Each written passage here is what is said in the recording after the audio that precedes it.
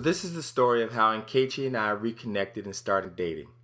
It was April of 2000. We were in New York at the Soul Cafe. Our Penn classmate, Rob Murat, was performing, as was another Penn classmate, John Stevens, who later became John Legend. He's had a pretty good career. So my roommates and I, we hop in the car, we drive up the Jersey Turnpike, and we were in the Soul Cafe politicking with the hostess when Nkechi walks in, and she's looking great. Top notch, A-game. She's got on a black leather coat, baby blue top. She's rocking these gold streaks in her hair. So right in that moment, I decide I have to see what's up. I had admired Nkechi from afar while we were in school, so I felt like this was my moment to see if we had something. So the only conversation starter I had at the time was the fact that I was teaching second grade. For some reason, whenever I would tell people I was teaching second grade, they'd say, "Aww," and think that was the cutest thing ever.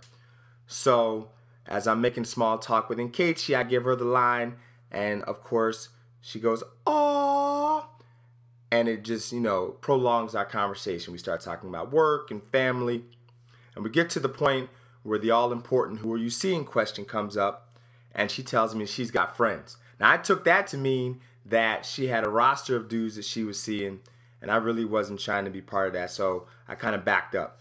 Plus, she was there on a blind date anyway. My homies and I, we got our table. She went with her blind date, and that was kind of that. Fast forward, and Nkechi comes back to the table, and she's saying goodbye to us. She wanted to thank us, good to see us. So I decided, you know what, let me give it a second chance. Let me at least try to get her number. She asked me to give my number to her, so I give it to her. But I noticed that she's not writing it down, so I know she's going to forget it as soon as she walks away from the table, which she did. But I figured, okay, at least I gave it a shot. Come to find out later that the reason she had come over to the table in the first place was because she was escaping the date. Turns out when they started talking, she asked him what he liked to do, and he said, "I like to fuck."